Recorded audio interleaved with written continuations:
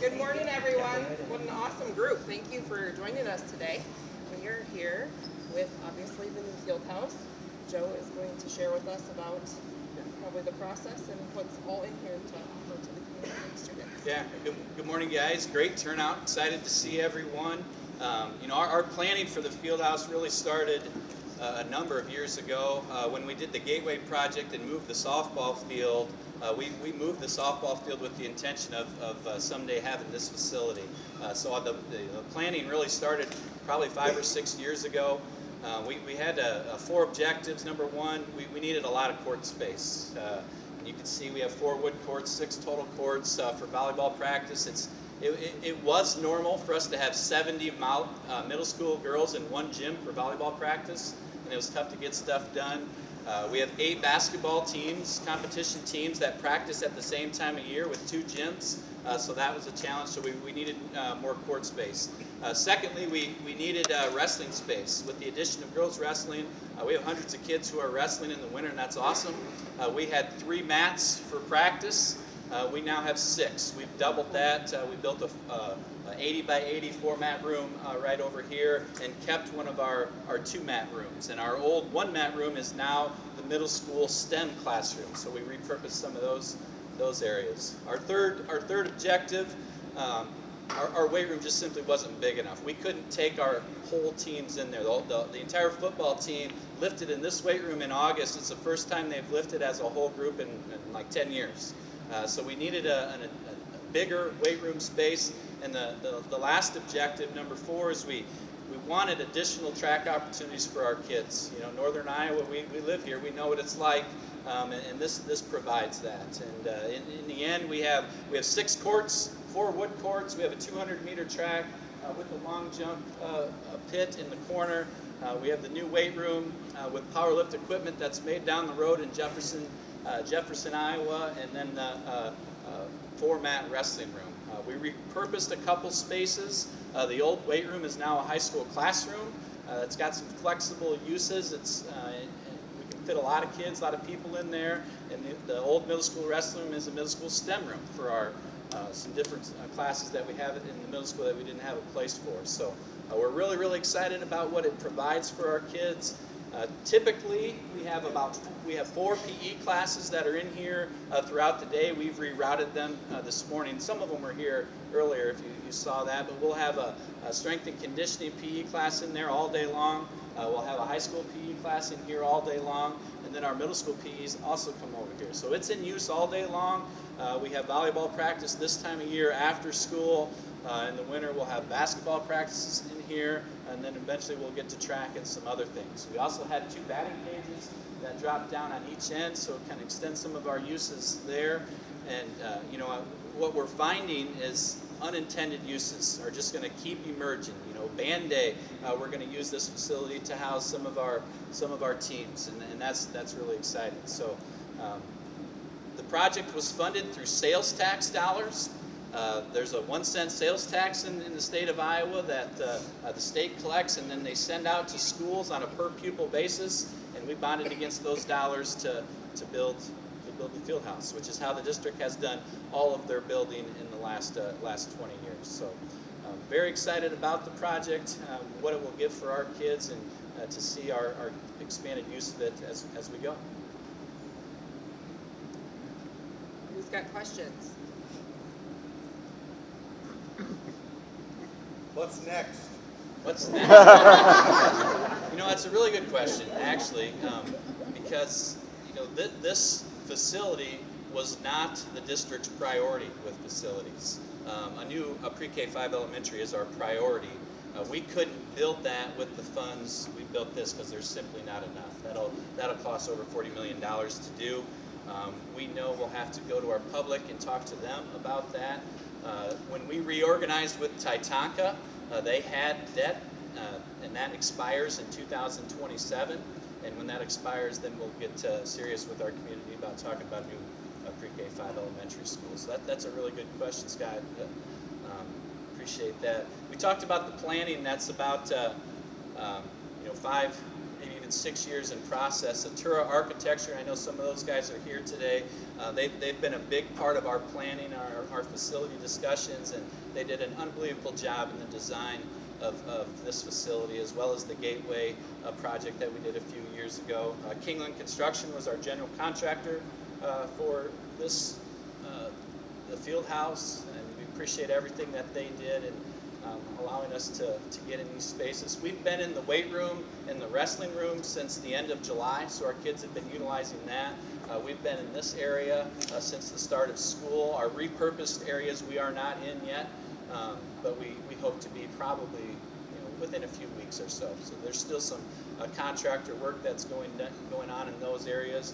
We'll have a full community open house in the evening, but we want to complete those areas before we do that. But as we go today, get a cinnamon roll, first of all, and when you have your cinnamon roll, you're free to walk around. We have the doors open to the weight room and to the wrestling room to see some of those areas and check the facility out.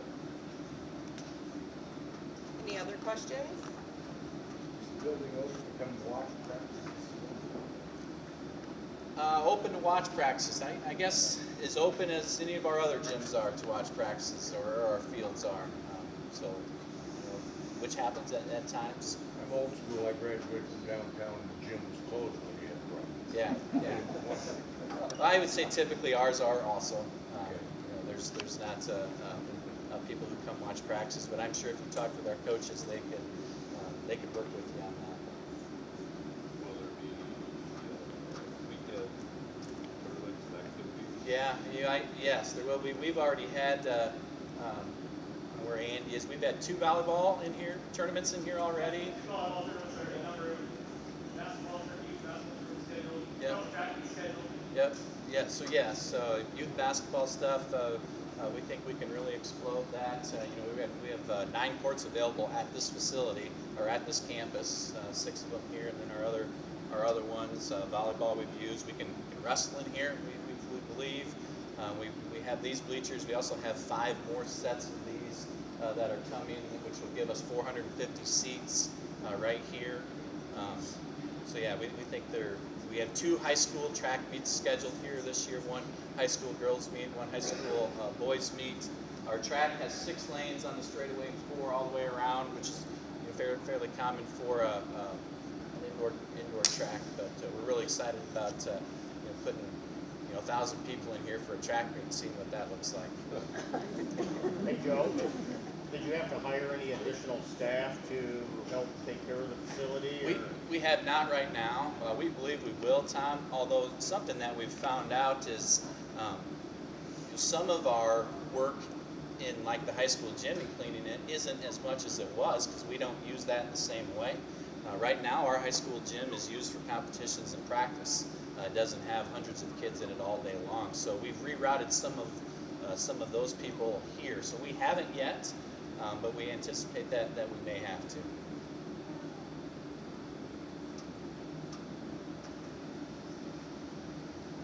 All right, let's move on to community announcements.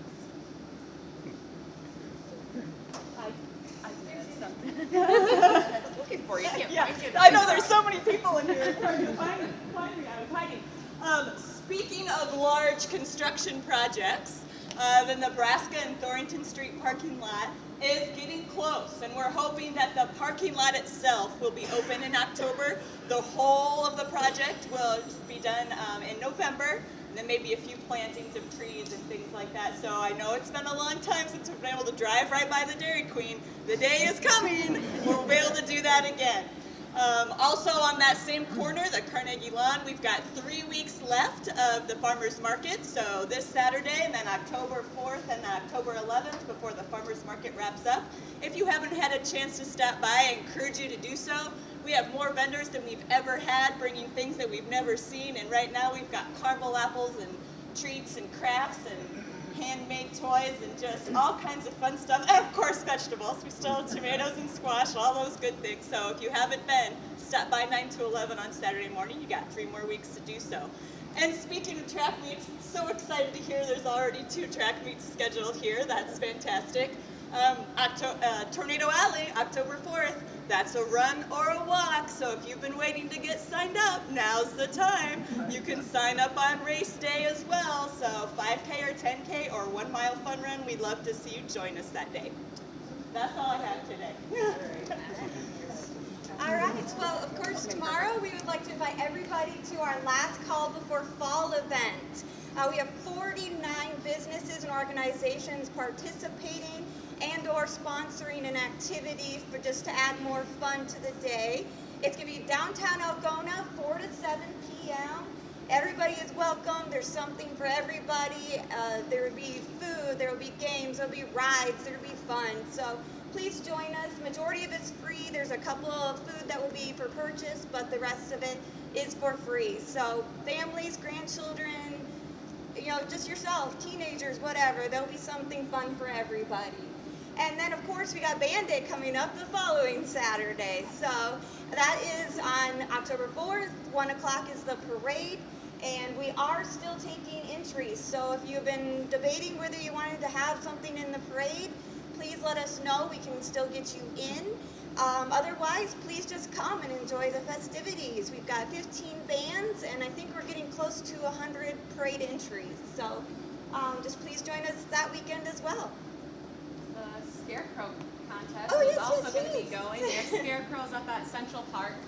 This year we turned it into a contest. So there's going to be a Google form, a QR code that will lead you to a Google form, and you can vote for your favorite scarecrow, and they will win some Algona bucks.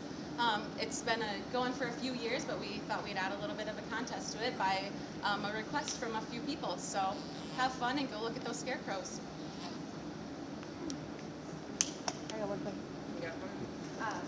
Just as a heads up early, the annual Kasuthgari, the food drive that is annually done out at AK's will now be up by the radio station. We're going to host it there this year. Hopefully we make it a little easier to get in and out and around the corner, but wanted to let you know it'll be on November 14th up by the radio station. So please join us there and give generously. I forgot something. I forgot to say. Can't believe I forgot this. We'll be opening up on the farm. The pumpkin patch opens on Band Day weekend. I can't believe I forgot to say this. So we open for you pick pumpkins. Squash and pumpkins are picked up at the farm. So we open on Saturday, October 4th, and we're open every Saturday and Sunday through the month of October. So stop out and see us. Lots of fun pumpkins out there and squash. And we even have a few apples out there this year. So come out and see us at the farm. Any other community announcements? Okay, we do have a special, extra today. We have a congeniality award, and Bernie is going to. I get to present the Congeniality Award. I'm very excited about this one because this person is super deserving of a Congeniality Award. As the program director here at Algona High School, in conjunction with Iowa Lakes Community College, you will find this person setting up equipment at all sorts of events. He's currently filming me. He does all of this with a smile and is very dedicated to our community, and is we appreciate him very much. Brian Nelson, you are our Congeniality Award winner.